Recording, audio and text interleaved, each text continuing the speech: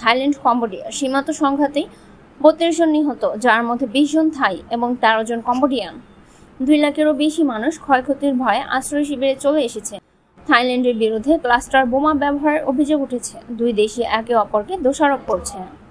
সংঘাতের আশঙ্কায় ম্যাটেরিয়াল ল জারি এবং পরিস্থিতি তুলে ধরা হয়েছে বেশি বৈশ্বিক উদ্রেককারী ঘটনা হিসেবে। গাজা ও ইসরায়েল। গাজায় মানবতাবাদ সংস্থা এবং এইড কর্মীরা সতর্ক করেছেন দর্শনীয়ভাবে মাস স্টারভেশন ছড়িয়ে পড়েছে এবং শিশু সহ বহু মানুষ মারা যাচ্ছে। আন্তর্জাতিকভাবে তীব্র চাপ বেড়েছে, বিশেষ করে ইউকে, ফ্রান্স ও জার্মানি দ্রুত ব্ল্যাকেট প্রত্যাহারের আহ্বান জানিয়েছে।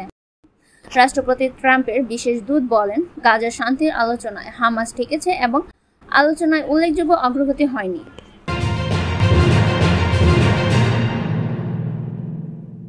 রাশিয়া ইউক্রেন যুদ্ধ। ইউক্রেন এবং রাশিয়ার মধ্যে উত্তেজনা অব্যাহত। রাশিয়া ড্রোন ও ক্ষেপণাস্ত্র হামলা বৃদ্ধি করেছে বাতাস ও ভূমি থেকে। কেওয়াইআইভিতে হামলায় অন্তত ১ জন নিহত। জেলেনস্কি বলেছেন, আরও কঠোর চাপ দরকার। রাশিয়ার নতুন K-77M লঞ্চ হয়েছে। Su-57 যুদ্ধ বিমানে, যা এখন প্রথমবার ব্যবহার হলো। এই অস্ত্র যুদ্ধক্ষেত্রে নতুন মাত্রা যুক্ত করতে পারে। জেলেনস্কি জানিয়েছেন তিনি 10টি প্যাট্রিয়ট কমান্ড সিস্টেম চেয়েছেন, তবে এখনো শুধু 3টি নিশ্চিত হয়েছে। সঙ্গে প্রতিরক্ষায় হামাস ড্রোনের উৎপাদন বাড়ানোর লক্ষ্য নির্ধারণ করা হয়েছে। তুরস্ক প্রেসিডেন্ট এরদোগান এক নতুন শান্তি উদ্যোগ নিয়ে এসেছেন এবং ন্যাটো ও পশ্চিমা দেশগুলোর সঙ্গে আলোচনা জোরালো হয়েছে।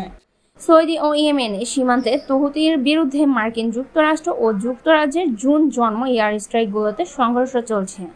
কোনো নতুন হামলার তথ্য না থাকলেও পূর্বের আক্রমণগুলো এলাকাটিকে অস্থিতিশীল করে রেখেছে।